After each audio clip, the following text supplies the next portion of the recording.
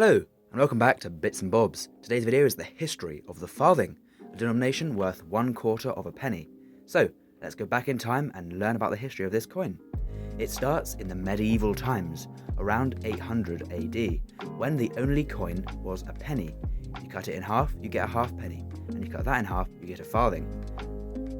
So, that meant in the early days of coinage, coins would look like this, just bits of pennies, maybe whole ones as well, that you'd buy things with. However, there was a problem. People were being naughty and cutting a farthing, but keeping a bit for themselves, so it wasn't quite 1/4 of a penny. They then add up all this silver, as that's what the coins are made of, and profit. So the first farthing was introduced in 1279 to stop cutting being needed. And in fact, all cut coins were demonetized in 1280 to stop this happening. The new farthings had a weight of 0.31 grams, so they were already very small. And this denomination, with this size, kept going through all the monarchs, but with each monarch the coin got smaller and smaller and smaller, with less silver making it more fiddly to use. And as the centuries rolled past, the coin ended up being 0.15 grams in weight and only 8.5 millimeters in diameter. Too small to use, something needed to be done. What was done then? Well, they had to change the metal. It was now made of copper. Here is the first copper farthing from 1672 under the reign of Charles II. These now weighed 5.6 grams, with a diameter of 22.5 millimeters. Much better, that wouldn't get lost, and it now featured Britannia on the farthing for the first time. However, next up was the reign of James II, and there was a copper shortage, meaning that his farthings had to be made out of tin as a substitute for the copper. But by the reign of William and Mary, we saw the return of copper farthings, as copper was becoming more plentiful in the country.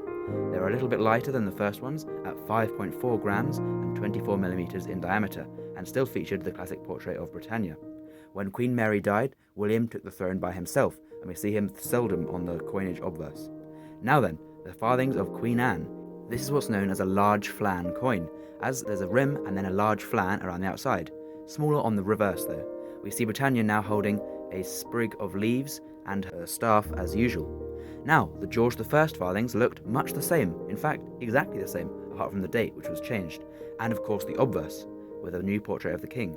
The weight was also 4.93 grams and diameter of 22 millimeters. There are two types of farthing from the reign of George II. There's the first type, featuring the first portrait of the king. As his reign went on, an old head version was made to show the king aging, and here is the reverse still featuring the classic Britannia design with a date underneath, which is also used on the first coinage, first farthings, of George III, featuring this portrait of Britannia again, and of course, the new king, George III, featured on the obverse. However, in 1799, a new design was brought out.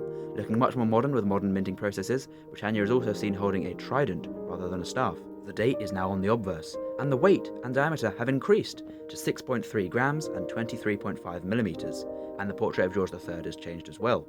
That coin was only minted in 1 year, and in 1806, this type of farthing was introduced. Very similar, with a date on the obverse, another new portrait of the king, weighing 4.72 grams and 21 millimeters in diameter, it got smaller. Big change with the reign of George IV. Here we see Britannia, facing the other way to usual, holding leaves, a trident, and there is the Lion of England at her feet. The legend also is on the reverse of the coin, and the date as well. The obverse features the new portrait of George IV. The coin weighs 4.72 grams and has a diameter of 22 millimeters. This portrait of the king was by Benedetto Pastrucci.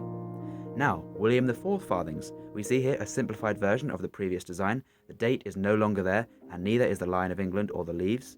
And on the obverse we see a portrait of King William IV by William Wyon, with the rest of the legend on the obverse, and the date underneath the king's head.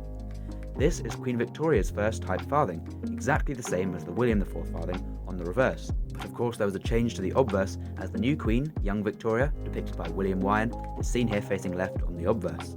Now then, the recoinage of 1860 brought major change to the world of farthings.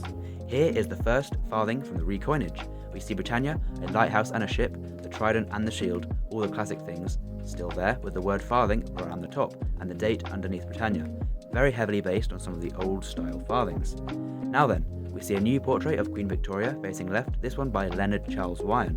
The weight of the coin has shrunk dramatically to 2.83 grams with a diameter of 20 millimeters. That was a long-lived design. The reverse stayed the same, but in 1895, the veiled head portrait came onto the farthings. The farthings of Edward VII had the same design, just without the lighthouse or the boat in the background of the design on the reverse. and of course the obverse featured the portrait of the king, a right-facing bust by George William de Soules. For George V, the same reverse design was used, only with the date being changed each time, and now we see a left-facing portrait of King George V by Bertram McKennell make its debut on the obverse. In 1937, big change came to Farthings. Not only do we see the new portrait of George VI by Humphrey Paget, but we see a new reverse design, and Britannia is gone from the Farthings, and now replaced by a wren. The wren design was also used on the Farthings of Queen Elizabeth II. For the first year in 1953, the words Brit Om can be seen to the left of the Queen's portrait. This was a one-year obverse design, and for all remaining years of her reign, during the Farthing's minting time, that was removed. And it wasn't long until 1956 arrived, the last year farthings were minted for circulation, and the farthing was finally demonetised in 1961. Comment down below your favourite era of the farthing, and all that leaves me to do is thank you so much for watching. Please do subscribe as we truly appreciate it, and we'll see you next time for another cool video on the Bits and Bobs channel. Bye!